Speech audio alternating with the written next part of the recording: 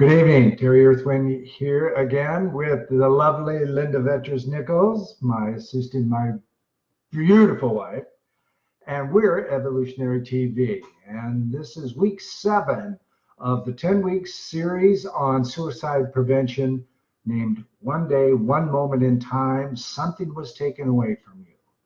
What if you could get it back? Interesting, huh? Tonight's tip has to do with keeping a client out of emotion by having them close their eyes, and maybe there's a little bit more to it than that. Linda? Well, it's definitely part of our secret sauce. Secret sauce. Which we're sharing. And we're going to share it with you. Why? Because that's the kind of people we are. Give you our best, and you'll come and see us. And maybe you'll even be one of us. We're always open for that. Everything is online. So let's get to it tonight. So what do we mean? If you saw my video earlier, I went forward and closed my eyes and then went for a moment and kind of freeze framed. So what does that mean? Well, freeze framing, when you close your eyes and you go to a memory, automatically there's things going on in the memory. In your history of the memory, how many times you've been there, who you see in the memory, who upsets you, who excites you, all of those things work the emotion track. So when we stop and freeze frame it into a photograph, there's no motion. If there's no motion, then the mind shuts off the movement. There's no emotion. So the movie, it stops playing, and you get to look at this memory from a sensory aspect. And sensory is, as we've mentioned many, many times, your five senses is an inventory of what we're going to see and do. Linda? Well, the best part is that, senses can actually trigger memories and emotions. And so we found that when you get into the description of what's being smelled or tasted or heard, etc., that it shuts it off. So if you get into description, you're playing the movie player. And what shuts that off is just like the police officers say, just the facts, ma'am, just the facts, right? And so just listing out what is being smelled isn't going to trigger the client, which is part of, again, our secret sauce. So eyes closed and just listing what's being smelled or tasted or whatever makes all the difference in the world. And then we're looking for odd, can't be remembered, or missing information while the client is going through that inventory. Exactly. And that inventory is really anything. Like we've used in many examples before, is the kid sitting on the end of the dock on a lake and smelling popcorn. Maybe. But when it came to inventorying taste, there was no popcorn taste. That means they weren't eating the popcorn. So why did they smell the popcorn? So we don't ask them those kinds of questions. We make notes about, if I was sitting there beside Linda and we're on the end of a dock on a lake, there's certain things we should be able to smell, hear, taste, possibly, that's associated with sitting on the end of that dock. And if it's not there, it's missing. If there's something extra there, smell of popcorn out on a lake, that can be odd. Or let's say, for an example, if we were on that dock all summer long for 4 straight years, but we have no memory on the left side of us what we would see other than blackness. Okay, that can't be remembered information. All of that stuff counts. Mm-hmm. But we don't tell you that as the client going through. That's our job. We're the detectives. Okay, Linda? Well, all the odd and missing and can't be remembered information gets recorded, and it also starts to make a whole lot of sense as we go further back in a person's life and get the different memories. We only need about 3 memories, and then when we start to weave through those memories, we get to that active block. Sometimes we need a 4th memory.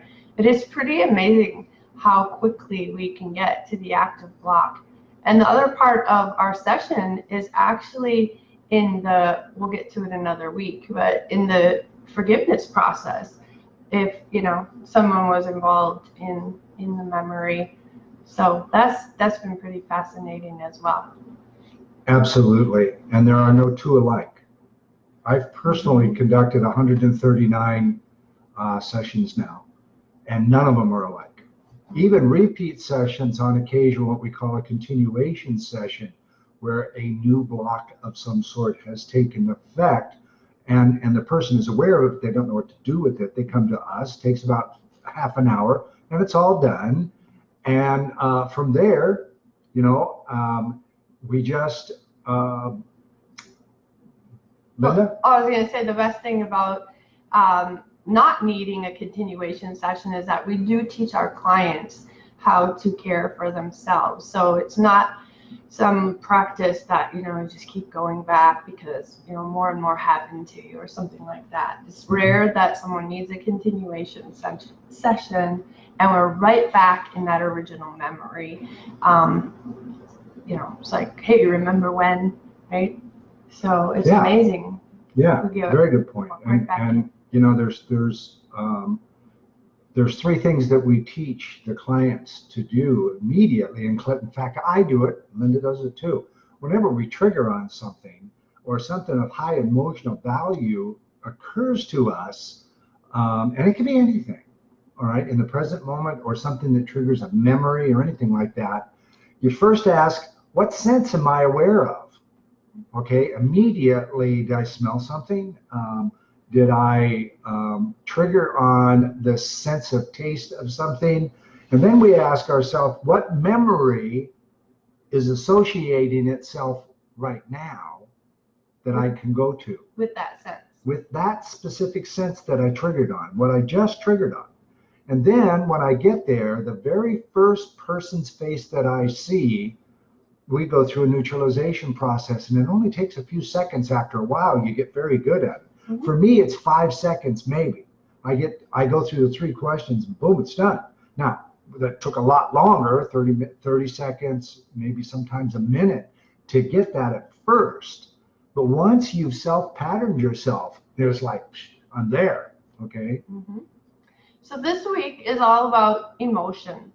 And emotions are signals, they're important messages, and so we're going to be talking about how to pay attention.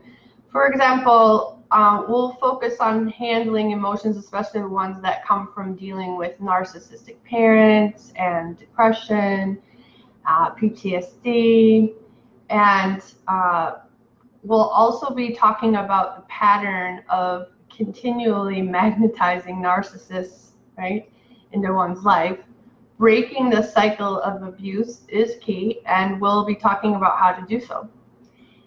So, for example, when it comes to depression, it's important to know where the depression is coming from.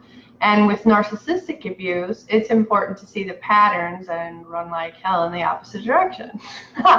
And as for PTSD, well, there are those 3 questions that Terry was talking about. If you feel like you're going to be triggered by something or something's actually sort of triggering you, right? So what sense am I aware of as I was triggered? What memory do I have for that sense? And whose face do I see first in that memory? And then go through the forgiveness process. And we also have some neutralization wording we teach our clients as well. Exactly. We're going to cut it off for tonight. We've got a week's worth of great content 3 times a day right here on Evolutionary Healer. It's time for you to contact us. Hit the contact button here on Evolutionary Healer and let's start a chat with each other. And then after that, we'll go wherever it needs to go. But first off, take the action. Click the button. Fabulous content this month. 3 content posts a day. Evolutionary Healer, my timeline, Linda's timeline, my Terry Earthwind fan page, plenty of places to see the repost of this recording as well. That's it for tonight. Thank you so much for joining, Linda. Yes, we'd love to chat.